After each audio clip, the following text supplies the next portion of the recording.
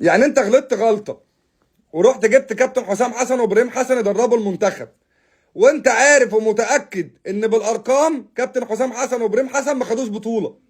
دربوا نادي الزمالك ونادي كبير نادي الزمالك ما خدوش معاه بطوله.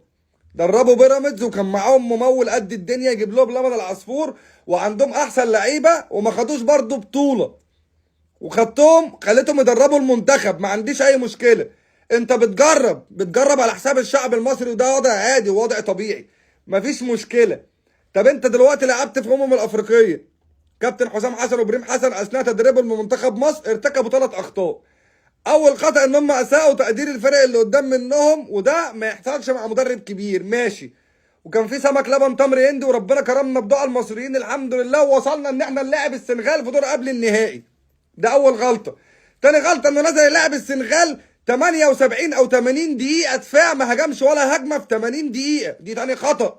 المفروض يخليك انت كاتحاد كره مصري تراجع نفسك بدل المره 1000 في المدرب ده، ماشي. راح بعد كده لعب نيجيريا وراح مبوظ الدنيا وخسرنا وخدنا مركز رابع وقلنا ماشي.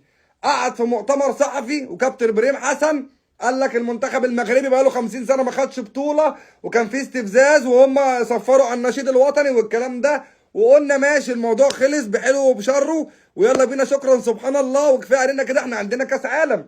استفدنا من التجربه، نشيل كابتن حسام حسن ونجيب مدرب جديد. انت النهارده طلعت تقول كابتن حسام حسن مستمر وهيروح مع منتخب مصر في كاس العالم. طب انا هسألك سؤال كاتحاد كوره، ايه الفرق بين الزمالك وبيراميدز والاهلي؟ يعني كابتن حسام حسن درب المنتخب ودرب الزمالك ودرب بيراميدز، ليه ما دربش الاهلي؟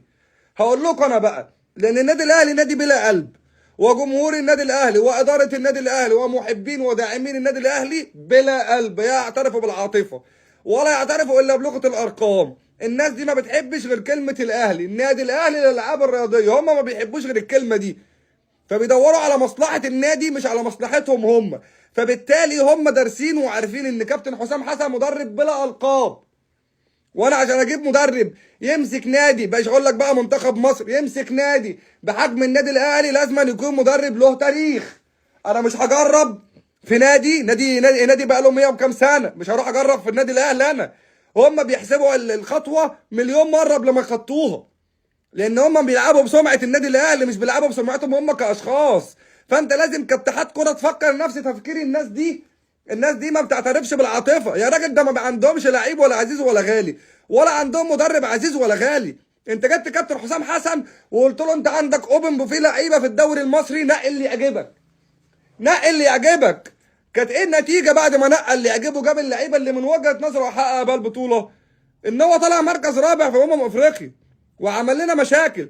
كابتن حسام حسن انا مش عايز اجيب لك تاريخه هو لعيبه، اقول لك شتم جمهور الاهلي وشتم جمهور الزمالك وعمل وسوى وخلى كل الكلام ده احنا ملناش دعوه بيه. بكلمك على مستوى التدريب. ده مدرب لا يليق باسم مصر ولا باسم الزمالك ولا باسم النادي الاهلي ولا باسم اي حد. ده مدرب بلا القاب، مدرب بلا بطوله.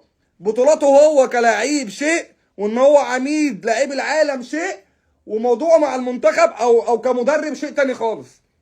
فالنادي الاهلي عمره ما هيجازف ويروح يجيب مدرب بلا بطوله. هو ده الفرق بين اتحاد الكوره والزمالك والاهلي. الاهلي عنده النادي الاهلي فوق اي حد، ومصلحه جمهور النادي الاهلي فوق اي حد. انت كاتحاد كوره كنت بتجرب فينا، بتجرب في الشعب المصري، وهذا لا يليق بينا. فبالله عليكم كده يا جماعه احنا نفكر. احنا عايزين مدرب عايزين مدرب يعرف طعم البطولات، مدرب يعرف الفرق، مش مدرب ناس اللي يجرب. هو بس مش حقل تجارب.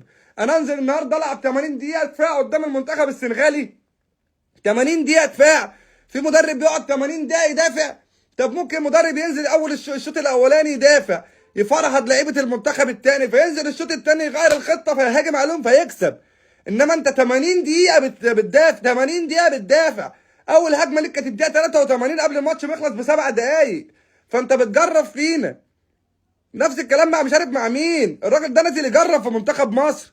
في منتخب بينزل من غير راس حربه، في منتخب بينزل يلاعب فرق تقيله من غير راس حربه. وجود راس الحربه لوحده في الملعب، انا كمواطن او كمشجع رياضي، وجود راس الحربه لوحده في الملعب بيفرق كتير قوي مع الفرق اللي قدام منك. على الاقل بتبان عليه خطه، اللعيبه بتمسكه.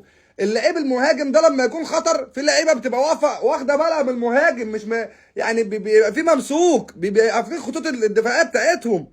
فالموضوع ده بيأثر. انت ما حسبتش حاجه، انت حسبتها بالعاطفه. جبت كابتن حسام حسن عشان هو حماسي ويقف على الخط وهو يعمل ويساوي. هو لا وقف على الخط ولا زعق ولا شخط ولا عمل اي حاجه، ولا حتى بقى 25% من كابتن حسن شحاته. فانت بتجرب في مين يا باشا؟ الموضوع مش، احنا مش حقل تجربه. اتعلموا من النادي الاهلي.